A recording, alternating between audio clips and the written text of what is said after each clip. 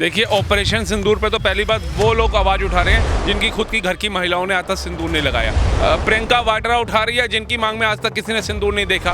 उसके बाद जया बच्चन आकर के आवाज़ उठा रही है जिनकी मांग में आज तक किसी ने सिंदूर नहीं देखा। तो इन लोगों को सिंदूर की वैल्यू क्या पता है? जाइए उस वीर जवान की वाइफ से, धर्मपत्नी से जाके मिलिए, बताएगी सिंदूर की कीमत क्या है। 26 परिवार जो विधवाएं हुई हमारी बहनें, जिनकी माताओं के लाल उजड़ गए, उनसे जाके पूछिए सिंदूर की वैल्यू क्या है। ठीक है ना? इनकी राहुल गांधी की सोच में चलोगे तो इन्होंने तो आज देश की दुर्गति ये कर दी है कि आज हमारी सेना का जवान जब आतंकवादी को मारने जाता है तो वो पहले आज ये सोचता होगा कि भैया मैं पहले फोटो कैसे खींचूं कि राहुल गांधी और विपक्ष में जो नेता हैं उनको सबूत देना पड़ेगा। ये डिम्पल यादव को की बोलने का रशीदी को उसी समय क्यों ध्यान आया? क्या मतलब था ये बयान देने का डिम्पल के? और अखिलेश यादव के पास इतना समय नहीं है कि उसके कंप्लेंट करा सके, उसके विरुद्ध आवाज उठा सके। मतलब जो अपनी धर्म पत्नी के लिए आवाज नहीं उठा पा रहा, जो अपनी पत्नी का सिंदूर नहीं बचा पा रहा, उसका अपमान नहीं बचा पा रहा, वो ऑपरेशन सिंदूर पे बात कर रहा है पार्लियामेंट के अंदर। वो कल्याण बनर्जी टीएमसी का वो सवाल कर रहा है बैठ करके पार्लियामेंट के अंदर ऑपरेशन सिंदूर में, जिसने जाकर के 500 हिंदू परिवारों का सिंदूर उजाड़ने का काम किया ममता बनर्जी की सरकार में। और मोदी को कुर्सी से कहते थे दिन रात यही ख्वाब इनके चलते जा रहे हैं। और मैं तो कहता हूँ ये पूरे विपक्ष को, इंडिया अलायंस को उठ करके पाकिस्तान चले जाना चाहिए, वहाँ इलेक्शन लड़ो। इनका तो काम है देश में भटकाने को, कि इन्होंने खुद अपने राज्यों में विकास किया नहीं और मोदी का विकास इनको पता है हो रहा है, तो उस पर प्रश्न चिन्ह कैसे उठाएंगे? जैसे ये रोजगार की बात करते थे, सुधांशु त्रिवेदी जी ने खड़े होकर के बता दिया, गृह मंत्री ने बता दिया 17 करोड़ रोजगार दे चुके हैं, आरबीआई का डाटा है, जा करके देख लो। इन्होंने तो घर में बैठे बैठे मुझे लगता है वो 8 करोड़ की गोभियां जो उगा रहे थे ना, उसने दिमाग का संतुलन ही खराब कर दिया कि पाकिस्तान को क्लीन चिट दे दी और पूरे विदेशों में डंका बजा रहे हैं कि भारत जो है वो आतंकवादी पिरोता है।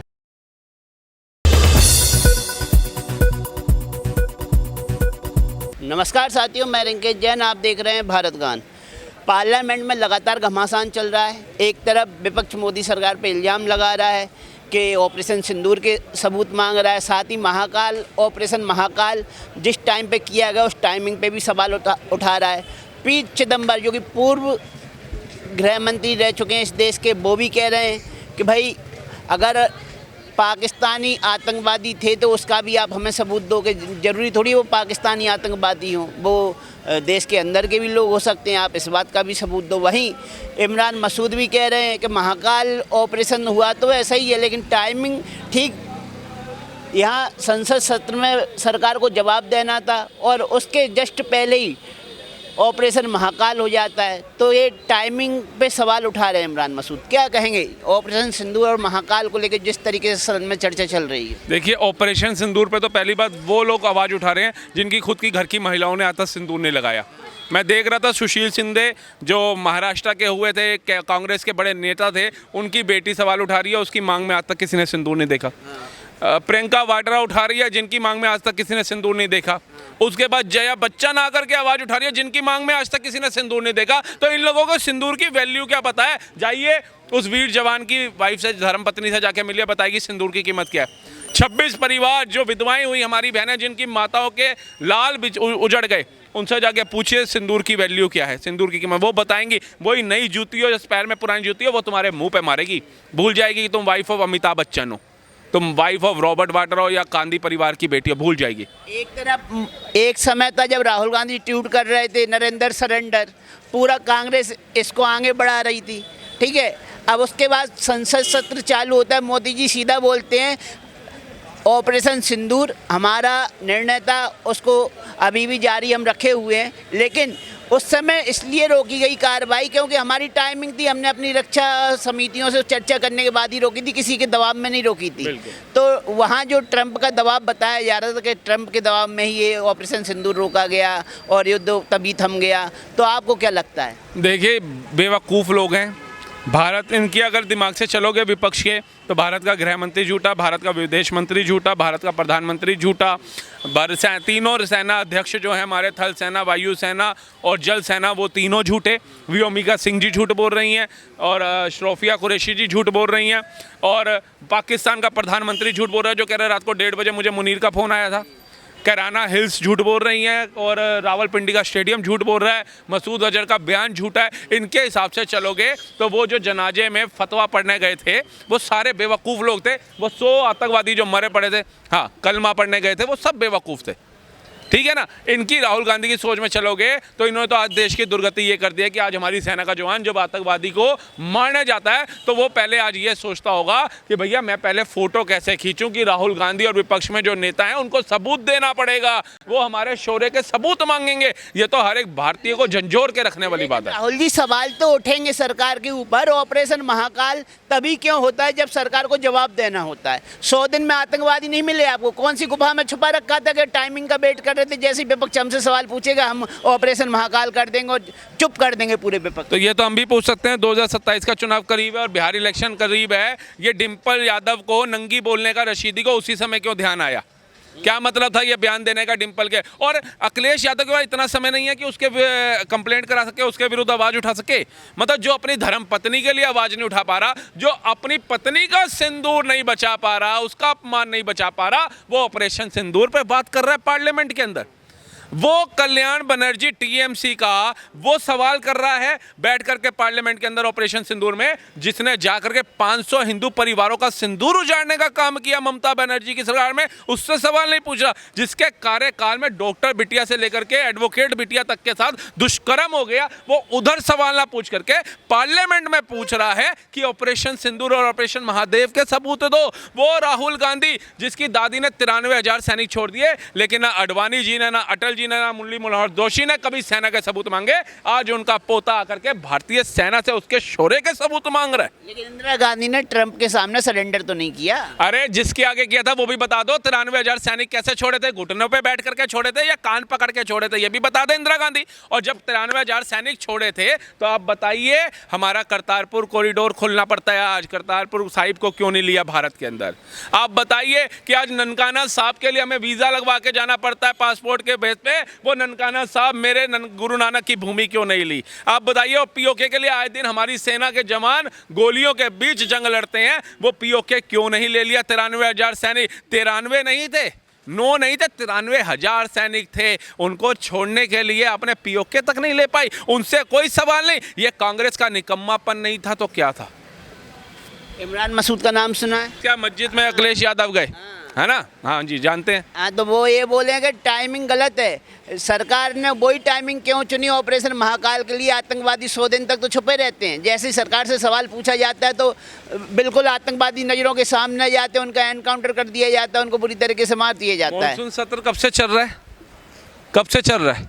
आप बताइए। जिस दिन ये खड़गे जी का बर्थडे मनाने आए थे, आज बर्थडे को भी हफ्ता हो गया, तब जाकर के ऑपरेशन महादेव हुआ। अब बताइए वेट करेंगे मॉनसून सत्र खत्म करने का, तब हमारी सेना को वो दिख रहा है सामने आतंकवादी उसे छोड़ देंगी? ये मतलब इनकी बुद्धि भ्रष्ट हो गई है, या मेरे को लगता है कि ये खाना नहीं खा रहे आजकल। ये इनको ऐसा डर का माहौल बैठ गया 2014 के बाद से, क्योंकि भ्रष्टाचार तो करने को मिल नहीं रहा इनको। और मोदी को कुर्सी से कैसे हटाए, दिन रात यही ख्वाब इनके चलते जा रहे हैं। और मैं तो कहता हूँ ये पूरे विपक्ष को, इंडिया अलायंस को उठ करके पाकिस्तान चले जाना चाहिए, वहाँ इलेक्शन लड़ो। ट्रम्प का दबाव तो कहीं ना कहीं दिखता है। इधर मोदी जी ने स्वीकार नहीं किया कि ट्रम्प के दबाव में हमने ऑपरेशन सिंदूर स्टॉप किया, तो ट्रम्प ने आज 25% का टैरिफ लगा दिया। नहीं, आपको किसने कहा? उन्होंने कहा तुम ट्रम्प की बात कर रहे हो। किसी भी देश ने नहीं हिमाकत की ऐसी कि हमारे देश में हस्तक्षेप करके सीज फायर करवा दे। अभी कहते हैं ट्रम्प ने नहीं किया, कहते हैं फिर रशिया वाले ने किया होगा, नहीं तो चाइना वाले ने किया होगा, नहीं तो जर्मनी वाले ने किया होगा। ये तो बेवकूफ़ है। इनका तो काम है देश में भटकाना, क्योंकि इन्होंने खुद अपने राज्यों में विकास किया नहीं। और मोदी का विकास इनको पता हो रहा है, तो उस पर प्रश्न चिन्ह कैसे उठाएंगे? जैसे ये रोजगार की बात करते थे, सुधांशु त्रिवेदी जी ने खड़े होकर के बता दिया, गृह मंत्री ने बता दिया 17 करोड़ रोजगार दे चुके हैं। आरबीआई का डाटा है, जाकर के देख लो। रोड मैप में चाइना को पछाड़ के दूसरे नंबर पे आ चुके हैं, देख लो। वंदे भारत, नमो भारत 100 से ज्यादा आंकड़ा पार करके ये देख लो। IIM, IIT, ट्रिपल IIT खुल रहे हैं, IIM खुल रहे हैं, जाकर के देख लो।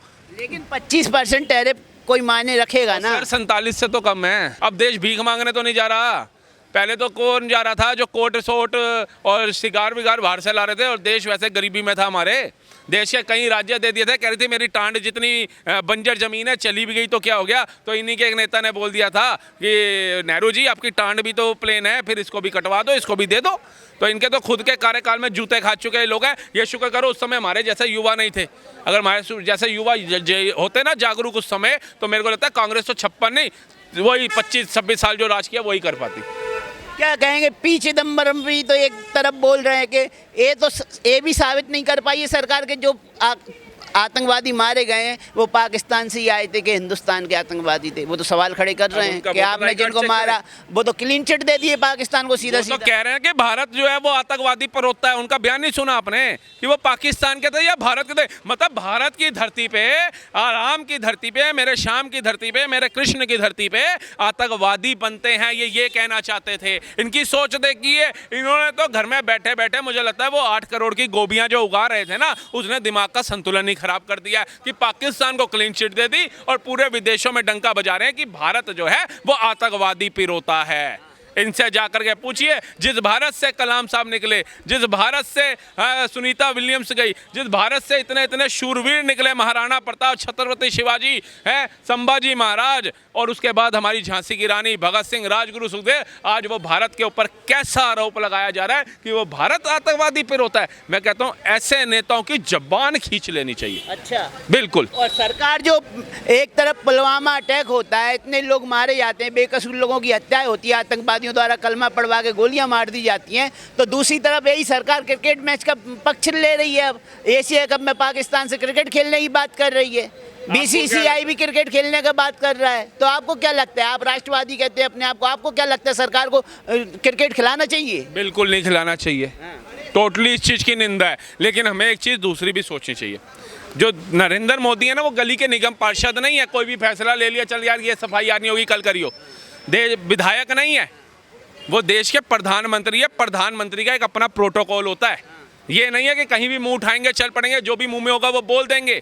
वो देश को रिप्रेजेंट करने वाले हमारे महामुहिम कह सकते हैं उनको, राष्ट्रपति के बाद दूसरे नंबर पे कि प्रधानमंत्री हैं। अब वो कोई भी फैसला ले, कल को वो कह देगा ब्रिटेन आज हमारा मन नहीं है भैया जी ओलंपिक करने का, आज हमारा इसका प्रोटोकॉल है। नरेंद्र मोदी इसके ऊपर जरूर विचार करेंगे, लेकिन विचार करे कब? विपक्ष को जाकर के देख लो, करोड़ों रुपया सत्र का लग रहा है, वो उससे निकाले तो विचार करे ना। लेकिन नरेंद्र मोदी को नहीं पता, जो पानी रोक रहा है उनका, वो उनको साथ क्रिकेट मैच खेलने देंगे? यही तो सवाल है, एक तरफ आप पानी रोक रहे हो और एक तरफ आप सारा उनसे डील कैंसिल कर रहे हो। अब तो मैच सारा खेलेंगे, कुछ आपको लगता धमकियां है? चल रही हैं, नहीं, लेकिन मैच उसके बाद कब मैच है? कराने की कब बात है मैच? 14 सितंबर को। 14 सितंबर का कितना टाइम है अभी? आगे सितंबर का अरे आगे है, ये नरेंद्र मोदी हैं। ये ऑपरेशन सिंदूर आपको पता था होना है? बताइए, आप भी कहते हैं यार अभी तो आतंकवादी मार गए, ये कह रहे थे ना कब होगा कब होगा, रातों रात ऑपरेशन सिंदूर हो गया और ये मॉक ड्रिल के सपने देखते रह गए भारत के लोग। आपको पता है ना, सब लोग लाइट बंद होगी देखेंगे, वहाँ रात को भारतीय सेना ने कार्रवाई कर दी। ऐसे ही लोग सोचेंगे ये पाकिस्तान इंडिया का मैच आ रहा है, जो भारत विरोधी है ना, जो गद्दार बैठे हैं, जो पाकिस्तान जीतता है तो जश्न मनाते हैं और इंडिया जीतता था तो अपने टीवी फोड़ देते थे, वो लोग सोच रहे होंगे मैच देखेंगे मैच। और ये नरेंद्र मोदी का रात को 8 बजे एक भाषण आएगा कि मेरा भारत, इंडिया कभी पाकिस्तान के साथ मैच नहीं खेलेगा। ये आज मेरी बात नोट करें। सौरभ गांगुली को जानते होंगे, पूर्व क्रिकेटर, पूर्व कप्तान, बीसीसीआई में भी विशेष पद पे रह चुके हैं। तो क्या लगता है, वो तो सीधा सीधा बोल रहे हैं द्विपक्षीय सीरीज होना चाहिए, संबंध सुधरने चाहिए क्रिकेट के, इसके बाद लेकिन पुलवामा भी नहीं होना चाहिए। तो सौरभ गांगुली तो पक्ष ले रहे हैं पाकिस्तान से क्रिकेट खेलने का। उनको बोलिए ममता बनर्जी से दूर रहें, बंगाली है ना, उनको कहिए ममता बनर्जी से दूर रहें। हवा का झोंका लग रहा है आपके कानों में जा रहा है, सारी जिंदगी भारत के लिए खेले, भारत का नाम रोशन किया, आज भारत को कह रहे हैं उन्हीं गद्दारों के साथ खेलें। और खेलने को पे रोक नहीं लगनी चाहिए, खेल का मैटर अलग है, मतलब जिस चीज़ से आप लोगों की आमदनी होगी वो मैटर अलग है, और जिससे मेरी सेना का भिड़त होगा वो मैटर अलग है।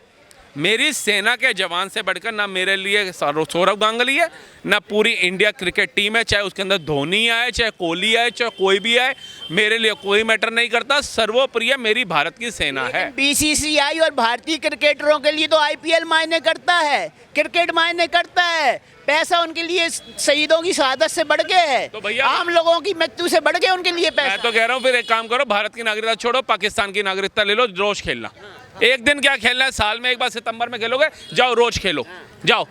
वो वहीं से ऐसी गोली तुम्हारे को मारेगा एक आतंकवादी निकल करके, ना बैट पकड़ने लायक रहोगे ना बॉल फेंकने लायक रहोगे। सवाल तो एक ही है, क्या पहलगांव के समय कोई क्रिकेटर का बीबी बच्चा वहां होता और उसको फ्रेंड चेक करा के उसको गोली मार दी जाती, तो तब भी ये क्रिकेट का पक्ष ले रहे हो? मैं तो कह रहा हूँ इनकी तो जुबानें ही नहीं खुली, पक्ष क्या लेंगे ये लोग। मैं आपको बताता हूँ, हमारे भारत देश के अंदर ना पता क्या, मनोरंजन करने को कुछ मिल जाए ना, अपने माँ बाप को लोग आइडल माने ना माने, लेकिन कोहली को, धोनी को, पंत को, इनको आइडल मान रखा है कि ये भाई छक्का मार रहा है तो तुम्हारे घर में मटर पनीर आ रहा है, ये चौका मार रहा है तो तुम्हारे घर में शाही पनीर आ रहा है। अरे तुम्हारी सेना से बढ़ के पहली बात तो कुछ नहीं होना चाहिए। सेना से बढ़ के कुछ नहीं, ये तो हराम का खा रहे हैं। मैं तो सीधे शब्दों में बोलता हूँ, इनकी मेहनत नहीं है क्या? क्रिकेट में खेल रहे हो तुम, उसके खिलाफ तुम्हारे मुंह से ऑपरेशन सिंदूर के लिए 2 शब्द नहीं निकलते। तुम्हारे लिए हिंदुत्व के लिए जो मुर्शिदाबाद में हो जाता है उसके लिए 2 शब्द नहीं निकलते। तुम्हारे लिए निकलता क्या? सिर्फ पैसा कि 100 करोड़ दो, 200 करोड़ दो। मैं तो इसके पक्ष में बिल्कुल भी नहीं हूँ। इस सब के बाद बीसीसीआई अगर पाकिस्तान के साथ सीरीज करने के लिए तैयार हो जाती है, एशिया कप में मैच खेलने के लिए तैयार हो जाती है और सरकार भी अपनी सहमति दे देती है, तो आप राष्ट्रवादी लोग विरोध करोगे खुल के? सबसे पहले मुझे पाओगे आप तखत पकड़ा हुआ, boycott BCCI, boycott Indian cricket team, boycott BJP. बिल्कुल। अगर हमारे भारत के प्रधानमंत्री इसमें साथ नहीं देते हैं तो टोटली बायकॉट होगा इनका, और इंडिया गेट पे खड़े होकर के करेंगे, जिससे अंदर हमारी, कहते हैं ना, इंडिया गेट मिसाल है, सामने राष्ट्रपति भवन है, वहां तक दिखना चाहिए वो तखत। चलिए, धन्यवाद।